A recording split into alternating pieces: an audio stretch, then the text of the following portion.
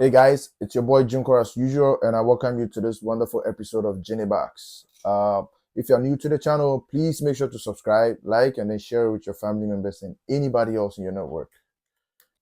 So, guys, today we're going to be talking about, a delicate matter. It's a very, very important topic because it has to do with the Africans in the diaspora and then the Africans back home. You understand?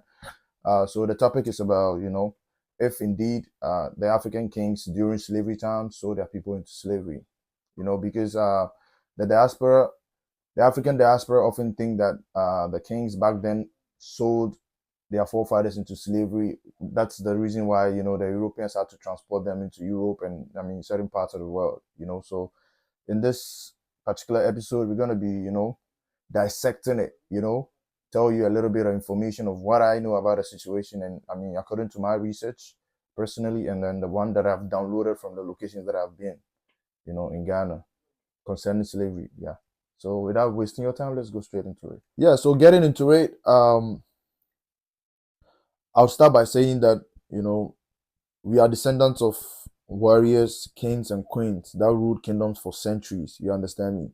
So this particular kingdoms happen to get into wars, trying to enlarge their territories. You understand, and also several other reasons that that may be known to them. You get me? But the fact is, there have been series of wars among them. Yeah. So that being said, the people that fell in those wars happened to get captured, and then they are turned into servants. You get me? Because I don't want to use slave because slave doesn't actually define the word properly in our local dialects. Yeah, I would wanna use one of our local dialects that happens to be Abawa. Abawa is not basically, it doesn't translate correctly as slave. You get me? Yeah, so I would, like I said, I would not really term it as slavery because the victimized person, is given the liberty to have kids, to have family, to own property, to you get me, to do absolutely everything a free person can do. Aside, they cannot refuse to work when their master asks them to. You understand my point? But they're gonna serve their master. As long as possible. You understand? Forever. You get my point. But elsewhere, the slavery practice elsewhere is so different from the African system. You get my point. So this is just to highlight, I mean, a few things before we go deeper. You get me? So this system was practiced, for centuries. Even before the Europeans came into Africa, right? So the Europeans even, they came into Africa because Mansa Musa's, pilgrimage to Mecca happened to to spread across the whole world. Due to the wealth he traveled with, and then sharing it whilst he was on the road. You get me? When you got to Cairo, he inflated the Cairo gold market, that inflated their economy and all that. And it's been, and then his songs were sung for even up to 20 years. You get my point. So you can see the impact he made, That's crazy. So when the Europeans heard about, the wealth, Africa had or has, due to rumors that have traveled about Mansa Musa's journey, is when they started coming into West Africa or Africa. You get my point? Yeah. So that's not the main topic, but it's just a random thing that I put in. So when the Europeans started getting into contact with us, yeah, obviously they came as they wanted to sell. They to trade and all that, but they had their own intentions in mind, of course. Fast forward, you do not have to be a king to be able to own or to have a servant. You could be just an ordinary warrior, and because you were part of the battle, and then the spoils are shared among the warriors. You understand? Like it's done anywhere, so anybody else could own a servant. You understand? Yeah. So that was what it was. You get me? So as time went on, when the Europeans started coming in, the Europeans were trading in so many things, including gunpowder and all that. So the people then, could they were exchanging the servants or the people that were captured with the gunpowder in order to arm themselves to fight their enemies. You get my point? So at that particular time also, the new world was discovered, in quotes, where was discovered. So they were trying to get some people to go develop or work on those lands, to develop the place. You get my point? So they kind of took advantage of the fact that, I mean, our ancestors were fighting among themselves then, and then they were in need of gunpowder to be able to fight their enemies and all that.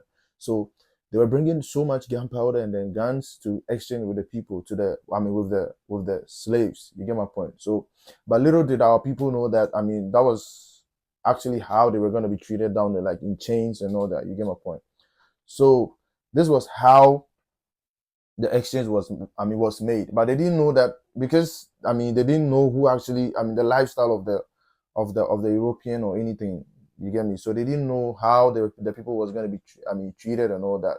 Maybe some could say that they knew, some could say that they didn't. That one is up for debate. But um, it's not only gunpowder that they exchanged the slaves with. You get me? Some exchange with so many things. I mean, things that are of their interest. You get my point? And some people say that they exchange the slave with mirrors and then salt, which I do not believe, because it makes no sense. You understand? Because we had salt then. You get my point? We had salt also in Africa. You get my point? Up to date, I mean, people still mine salt and all. So I don't get it.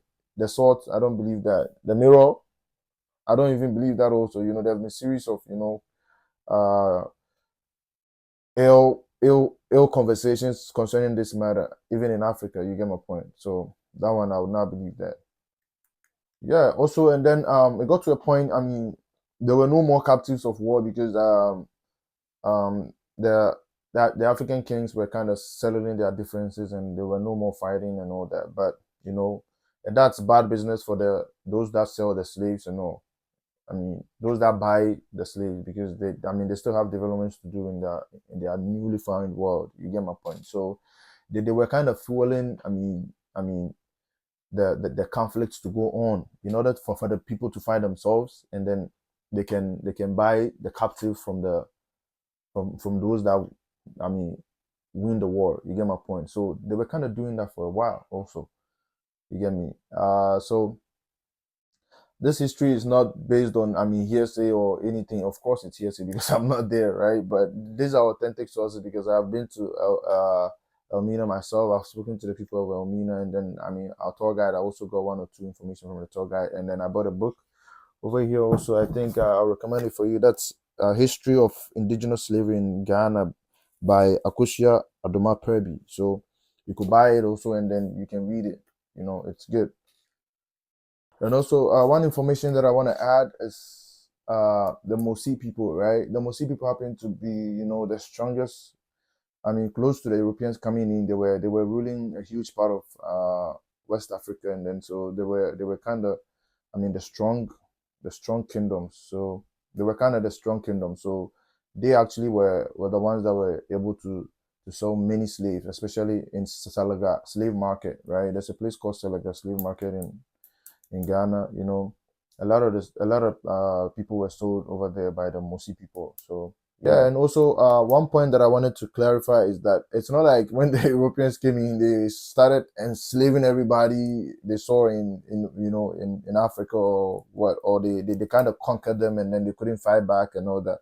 There were a series of revolts. There were a series of revolts when the Europeans wanted to to battle our African people, to control them and take their resources, in a forceful manner. You get my point? So I mean, there were a series of revolts. The most popular one is with the Ashantis of Ghana, and yeah, they didn't win all the wars, but they won majority of them. You get my point? So yeah, they weren't, and I'm sure there were other revolts in so many parts of Africa as well. I don't know for sure anywhere, but and also there were individuals, or I could say some thugs that could just capture you and then yeah, go sell you off to get some money. You know how it is. When a new way of making money comes, or a new way of achieving something comes, there are some bad nuts that are gonna abuse it. And they don't care about the outcome. You get me? They just capture you from your home, raid villages and all that. Even though, yeah, the kings in those villages happen to fight them, and then with the information that I've said, we all have noticed that um the Africans that sold um other Africans were actually their enemies. They sold their enemies. You get my point? Not like, I mean, they had a certain kind of affection to these people because, yeah, they felt like this person. If this person had met me in a war, he would have killed me. So, like, you get my point. So they practically sold their enemies. You get my point. But they didn't know. I mean, they were gonna be treated like the way they were treated or anything. You get my, because besides they didn't know any information of what they were gonna do with you. They were not even interested in knowing because, I mean, they are interested in getting gunpowder to arm themselves and to protect themselves. You understand? So yeah, so this is the actual history, or the actual thing that happened. So if you are thinking that, I mean, the kings or queens or rulers, I mean, sold their people, like their people, nah, that's not the case. But in a way, yeah, they sold Africans to the Europeans, but in that manner, you get me? It's not gonna justify anything, and then I'm sure, every Ghanaian regrets, every African regrets. I mean, that happening to, I mean, you guys or anything. So I apologize on their behalf, and I hope this message gets to you, and then we are able to make things right and avoid this happening ever again. You get me? So we need you guys because, I mean, you are brothers and sisters, even though you are in a faraway land, but blood is still thicker than water. So I hope you guys forgive us, and then yeah, mix with us. Let's just change and make our ancestors proud. Yeah. And one thing also is that I don't know who fed them about, their leaders, I mean, their kings selling them and all that. I don't get it. Like, I don't know who fed them with that, but whoever did it, I mean, I mean, you guys should be able to realize that. I mean, they are kind of bringing up something to divide or to drive you away from Africa as a whole. You get me? So don't let them win. Maybe they have won in the past, but now let's just, get ourselves out of it and then know that we are the same people. I mean, even though, you might think that we are from different backgrounds, but we are the same people. I mean, follow your ancestry, and I'm sure maybe you are Ghanaian or Nigerian, because yeah, that was, I mean, a lot of the slaves that were transported into the new world, I mean, happen to be West African. So definitely you're gonna be West African. This is where I'm gonna pause with it, and I want you guys in the diaspora to know that, I mean, Africa is wide open. I mean, wanting to have you guys back home, and then yeah, to come and find your ancestry, and yeah, where you belong. You get me? So, I mean, if you're watching this, I hope this doesn't trigger you in any way or form, because yeah, all that happened in the past is in the past. Definitely, it's gonna stay with us in the memory, but it's in the past. So yeah, we moved away from it, and then we're looking to better ourselves and then Africa as a whole.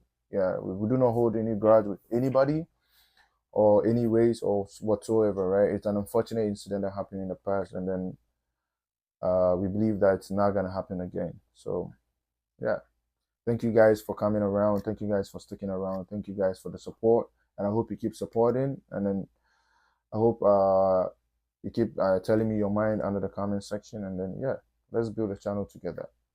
Stay safe and peace out. Love you guys.